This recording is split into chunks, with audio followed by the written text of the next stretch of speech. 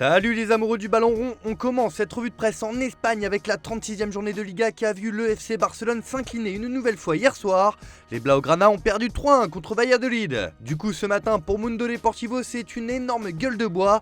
Le Barça totalement absent s'incline à Valladolid, mais Lewandowski égalise le Pichichi avec son 23e but, explique le quotidien. Pour Sport, le Barça n'avait pas la bonne attitude à Valladolid. Les Catalans trébuchent à nouveau après avoir été proclamés champions. Même le journal madrilène AS se moque de ce nouveau revers et estime que c'est une défaite pleine d'humour de la part des champions. On revient sur la couverture de Sport pour évoquer l'avenir d'un Français, Jules Koundé. Comme le rapporte le média, Koundé veut s'en aller. Le joueur ne se sent pas à l'aise dans son rôle de latéral droit et souhaite partir en cas d'offre intéressante. L'ancien Sévillan veut jouer à son poste de défenseur central. Alemany confirme qu'il y a une affaire, c'est un problème interne que nous résoudrons en interne. Si jamais, le Barça attend 80 millions d'euros pour lâcher son joueur. On reste de l'autre côté des Pyrénées avec les suites de l'affaire de racisme dont a été victime Vinicius Junior dimanche à Mestalla contre Valence. Ce matin, Marca placarde que c'est la fin de l'impunité car 4 personnes ont été arrêtées à Madrid pour avoir suspendu une poupée portant le maillot de Vinicius, 3 autres à Valence pour des cris racistes dimanche. La pression sociale s'accroît pour mettre fin à ce fléau. La Liga et la Fédération s'unissent dans une campagne pour faire sortir les racistes des stades, rapporte le journal. Mais la bonne nouvelle, comme l'indique AS, c'est que le carton rouge de Vinicius a été annulé. Et comme l'indique l'autre quotidien madrilène, Vinicius est innocent, Mestalla coupable. Décision controversée de la fédération, la commission acquitte le Brésilien. Elle le justifie par le fait que la VAR a offert des images biaisées à l'arbitre. Une tribune du stade de Valence est fermée pour 5 matchs. Et effectivement, cette décision fait débat et à Valence, cela ne passe pas du tout. Ce matin, Super Deporté lâche un cinglant édito pour dénoncer que Mestalla n'est pas raciste et la fermeture de la tribune Mario Kempes est une honte sans précédent. L'Espagne n'en a pas terminé avec cette polémique. Allez, on file en Angleterre où Pep Guardiola a jeté le trouble sur son avenir. Le coach de Manchester City attend toujours que la lumière soit faite sur les doutes sur le respect du fair play financier de son club.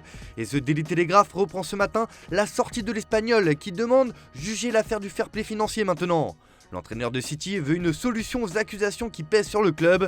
Selon un expert juridique, la décision pourrait prendre 4 ans. Ce qui ne va pas vraiment dans le sens de Guardiola qui avait déclaré il y a quelques mois que si le club lui avait menti, il s'en irait. Mais comme le reprend The Guardian, Guardiola demande un verdict rapide alors que des accusations pèsent sur son avenir à City. De son côté, le Daily Star est un peu plus incisif et titre que Pep en a marre maintenant et il attend un verdict. Mais il a aussi affirmé que son avenir s'écrivait avec les Citizens. On reste de l'autre côté de la Manche où la belle saison de Newcastle est largement saluée après la qualification des Magpies pour la prochaine Ligue des Champions. Et cela va largement profiter au club afin qu'il puisse continuer son développement. Et comme l'indique le Daily Mirror sur sa une, Newcastle est assis sur un trésor de 100 millions de livres, soit plus de 115 millions d'euros. Les Toons qui rejoignent l'élite européenne sont sur le point d'engranger plus d'argent et de constituer une énorme menace pour les 6 grands clubs de la première ligue traditionnelle. Newcastle devrait bénéficier d'une augmentation de revenus de plus de 115 millions d'euros pour se lancer dans la course à la Ligue des Champions, indique le tabloïd. Une manne financière qui devrait leur permettre d'être actifs lors du prochain mercato estival. Le Daily Star fait dans le jeu de mots avec le nom d'Eddie Howe qui demande quel est le montant. Mais pour le Daily Express, le coach se prépare surtout à répondre aux objectifs élevés qui l'attendent. Un mot aussi sur la prolongation de Bukayo Saka avec Arsenal jusqu'en 2027. L'attaquant anglais a signé une prolongation en or massif avec un salaire de près de 350 000 euros par semaine, comme l'indique le Daily Telegraph. Direction l'Italie où la fin de saison s'annonce longue et compliquée pour la Juventus.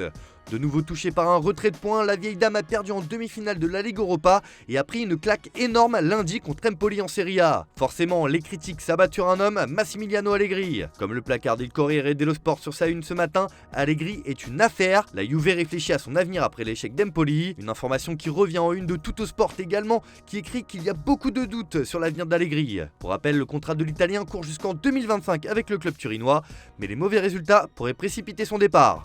Allez, on termine ce tour de la presse en France avec la une de l'équipe qui lâche une véritable bombe sur l'avenir de Kylian Mbappé au Paris Saint-Germain. En effet, le quotidien sportif placarde le contrat de méfiance.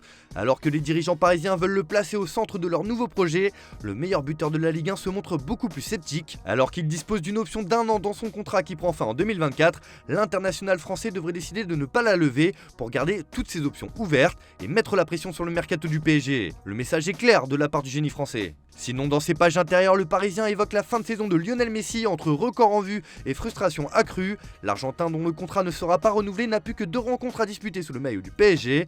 L'occasion pour lui de terminer meilleur passeur de la Ligue 1 et de battre le record détenu par André Di Maria, histoire de terminer sur une bonne note. Voilà, c'est tout pour ce matin. Bonne journée à tous, merci de votre fidélité. On se retrouve en fin d'après-midi pour le JT Foot Mercato.